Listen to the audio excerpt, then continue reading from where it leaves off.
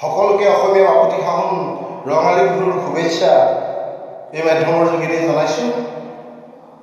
এটি মই যোজনা গাবলৈ লৈছোঁ। স্বৰ্গ দেউলালে ও বাচৰা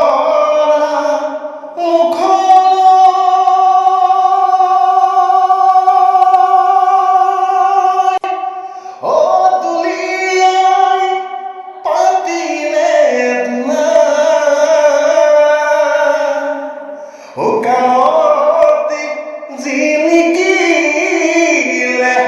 অনৰাৰ জাঙে ফাই ও গাতে গুমেছে চুলা